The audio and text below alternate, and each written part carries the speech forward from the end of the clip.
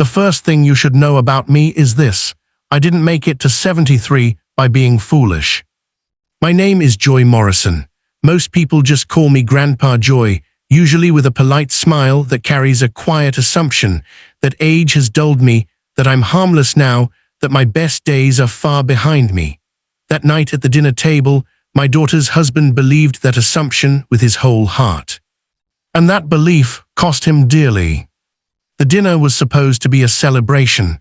My daughter, Emily, called me earlier that week. Her voice sounded cheerful, but I could hear the strain beneath it. "Dad, Ryan got promoted," she said.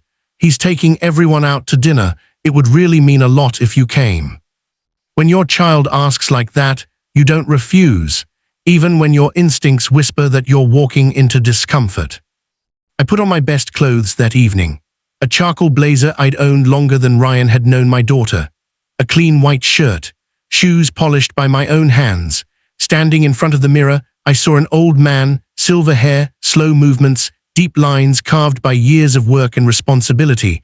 But behind those eyes was a life full of discipline, sacrifice, and decisions made quietly, without applause. Ryan never bothered to look past the surface. The restaurant was expensive, the kind where the lighting is low and the menus don't list prices. Ryan chose it, of course. He liked places that announced success before anyone spoke. When we arrived, he was already there, sitting at the head of the table like it belonged to him. He stood when Emily entered, kissed her cheek quickly, and then barely acknowledged me. He checked his watch, glanced at his phone, and sat back down. Dinner hadn't even started before Ryan began talking. His promotion, his new title, his bigger office, his long hours, every sentence started with "I," every story ended with praise for himself. People nodded along politely. I listened quietly. My late wife used to say silence is not weakness, it's patience. While Ryan spoke, I noticed things, how he interrupted Emily when she tried to speak, how he corrected her over small details, how his eyes constantly scanned the table, making sure everyone was impressed. Eventually, his attention turned to me. "So, Joy," he said, swirling his drink, "you still living in that old house on Maple Street?" "Yes," I replied calmly.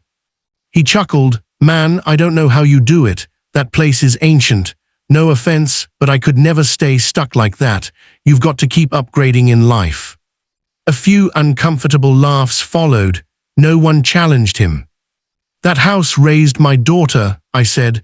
"It's more than enough for me."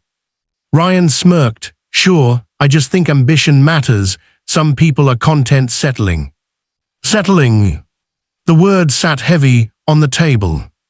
Emily shifted beside him, her eyes flicking toward me with a silent apology. She hated conflict. Ryan knew that and used it. When the waiter came around asking about dessert, Ryan waved him off. "Nah, let's skip it. Some people here prefer simpler tastes." His eyes landed on me. "No disrespect," he added.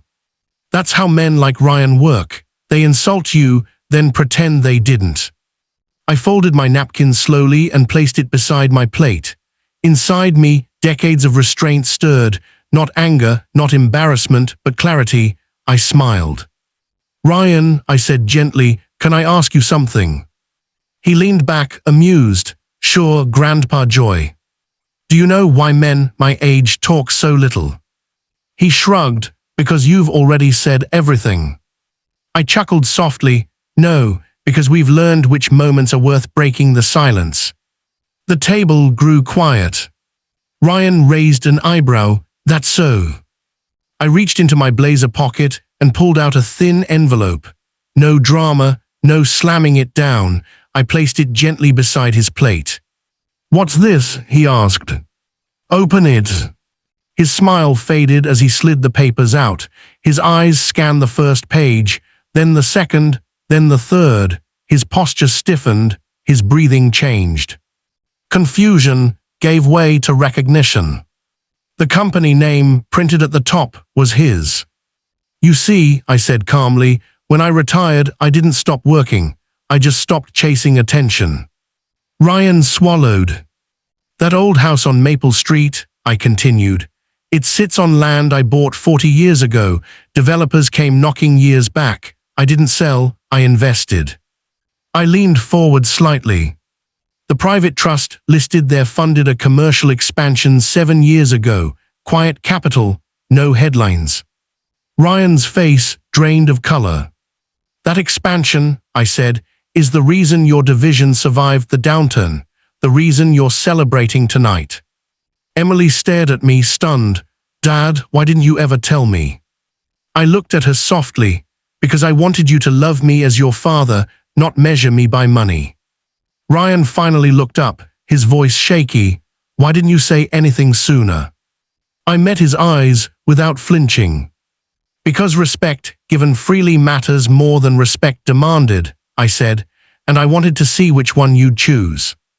The waiter returned with the check. Ryan reached for it automatically. I slid it back toward myself. This one's on me, I said. Consider it tuition. No one laughed. Outside, under the glow of the streetlights, Ryan cleared his throat and offered a quiet apology. It wasn't perfect, but it was real. Emily wrapped her arm around mine. I never knew, Dad. I patted her hand.